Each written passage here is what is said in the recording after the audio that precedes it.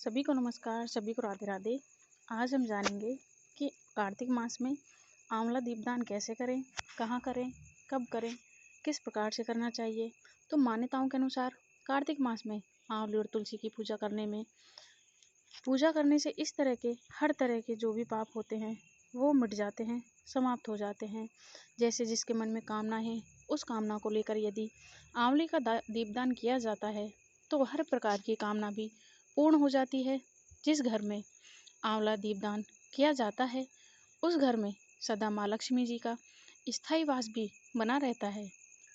वैसे तो कार्तिक के पूरे महीने में ही आंवला दीपदान करना चाहिए, लेकिन जो लोग पूरे महीने में आंवला दीपदान करने में असमर्थ होते हैं, ऐसे में यदि आप एकादशी के दिन, जो कार्तिक शुक्ल एकादशी होती है, उस दिन से लेकर कार्तिक पूर्णिमा तक भी आंवले का दान कर सकते हैं, आंवला दीपदान करते हैं तो उससे भी आपको पूरे महीने में या पूरे वर्ष में किए गए दीपदान का फल प्राप्त होता है। अक्षय नवमी एक ऐसी तिथि है जिस दिन आंवले के पेड़ की पूजा सभी को करनी चाहिए और इस दिन आपको आंवला दीपदान भी करना चाहिए। वैसे तो आप अक्षय नवमी के आंवला, जिसे आप आंवला नवमी भी कहते हैं, इस मास में आने वाली जो मुख्य तिथियां हैं जैसे कि एकादशी, बैकुंठ चतुर्दशी, पूर्णिमा अमावस्या या गोपाष्टमी या जो भी दिन भगवान श्री विष्णु से जुड़े हुए हैं, उन दिनों में भी आप आंवला दीपदान करके पुण्य प्राप्त कर सकते हैं। लेकिन अक्षय नवमी को हर दिन किसी आंवले के पेड़ का पूजन करना चाहिए। आसपास आंवले का पेड़ हो तो वहां जाकर सबसे पहले पेड़ की जड़ में आपको साफ सफाई करके कच्चा दूध से और जल मिलाकर या सादा जल मिलाकर धूप दीप जलाकर फिर आपको आंवले के पेड़ की 7 बार कम से कम परिक्रमा करके दीपदान करना चाहिए। हमारे जिस तरह से अक्षय तृतीया का महत्व होता है, जिस तरह से अक्षय तृतीया के दिन किए गए दान का बहुत पुण्य मिलता है, कई गुना पुण्य मिलता है, ठीक वैसे ही अक्षय नवमी के दिन किया गया दीपदान भी जन्म जन्मांतर तक पुण्य प्रदान करता है। आज के दिन आप सुबह स्नान आदि से निवृत्त होकर आंवले के पेड़ की पूजा करें। आप आंवले के पेड़ की परिक्रमा करें। यदि आंवले का पेड़ आपके आसपास ना हो और आपके पास आंवले हो तो आप भगवान विष्णु को आंवले समर्पित करके आंवलों का भी पूजन कर सकते हैं। इस दिन आंवले का सेवन किसी न किसी रूप में जरूर करना चाहिए। आप जूस के रूप में या ऐसे ही फल खाकर, मुरब्बे के रूप में, चटनी के रूप में, कैसे भी आप इनका उपयोग कर सकते हैं। इस दिन आप अपनी सामर्थ्य के अनुसार कुछ आंवलों का दान भी करें, चाहे मंदिर में या किसी ज़रूरतमंद व्यक्ति को आप आंवलों का दान कर सकते हैं। आज के दिन वीडियो में आप जानेंगे कि आंवले का दीपदान कैसे किया जाता है, किस प्रकार से करना चाहिए। जैसे कि आपको नाम से ही पता चल रहा है कि इस विधि में आपको क्या करना है। आपको साफ आंवले लेने हैं। आंवले 5 या 7 की संख्या में आप ले सकते हैं। इससे ज़्यादा जितनी आपकी श्रद्धा हो उतने आंवले आप ले सकते हैं। आंवले का दीपदान या तो आप सुबह ब्रह्म मुहूर्त में करें या फिर शाम को गोधूली बेला के समय, जिस समय सूर्य अस्त हो रहा है या फिर रात होने वाली है, तो आप उस समय दीपदान करें। जिसके लिए आप साफ आंवले लेकर उन्हें सबसे पहले अच्छे से धो लें, साफ कपड़े से पोंछ लें।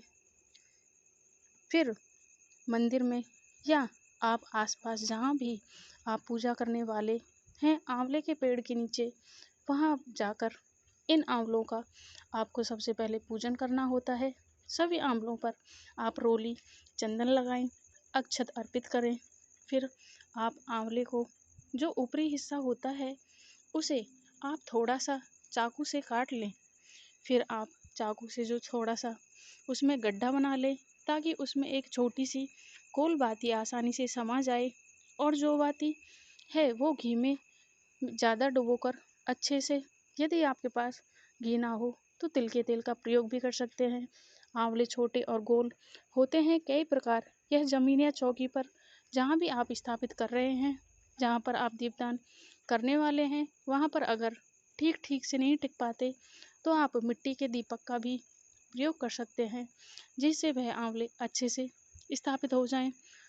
आंवले रखने की जिस जगह पर आप आंवले की टहनी से जुड़ा होता है, उस जगह ऊपरी हिस्सा थोड़ा सा कट करके गड्ढा बनाकर घी में या तेल में डुबोकर उसमें बाती रखें।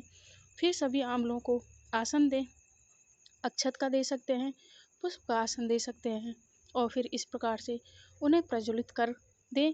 जैसे आप नॉर्मल दिया जलाते हैं, सभी बाती को जलाने के बाद आप हाथ जोड़कर सबसे पहले गणपति भगवान का, फिर विष्णु जी का, फिर महालक्ष्मी जी का ध्यान करें।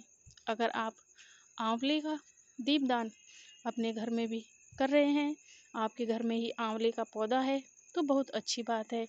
एक आंवला आप जलाकर दीपदान करके अपने मंदिर में रखें। फिर और आप बाकी आंवले, जो भी आंवले आपका पौधा है, वहाँ पर रखें। इसके अलावा जो भी आपके घर में पवित्र पौधे हैं, जैसे तुलसी जी हो, या आपके आसपास समी का पौधा हो, या आपके आसपास कोई भी वट वृक्ष हो, पीपल का वृक्ष हो, वहाँ पर जाकर आप आंवले के पेड़ के अलावा दीपदान कर सकते हैं। एक दीपक आप अपने पितरों के नाम से आज के दिन जरूर जलाएं, ताकि पितरों का भी उद्धार हो सके। जब पितर कष्ट में होते हैं तो, या अपने कर्मों के कारण नरक में होते हैं, तो ऐसे में यदि पूर्वज या परिवारजन उनका अंतिम संस्कार विधिवत तरीके से ना कर पाए, या अमावस तिथि को हर बार श्राद्ध पक्ष में उनका विधिवत श्राद्ध ना करें, या फिर उन्हें तिलांजलि ना दें, या उनके नाम की पूजा ना करवाएं, उनके नाम का भोग ना निकालें, तो घर में ही आप भारी कलेश होता है और पितृदोष लग जाता है। इसी पितृदोष से बचने के लिए आपको नवमी के दिन अपने पितरों के नाम से एक आंवले का दीपदान जरूर करना चाहिए। कम से कम एक आंवला का तो करें।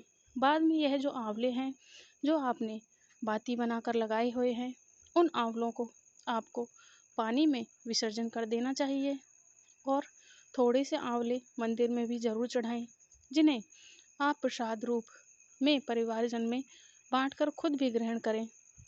वैसे तो बहुत से लोग आंवला नवमी के दिन उपवास भी रखते हैं, लेकिन दिन भर उपवास रखने के बाद शाम को इन्हीं आंवलों को प्रसाद के रूप में ग्रहण करके अपना उपवास खोलते हैं।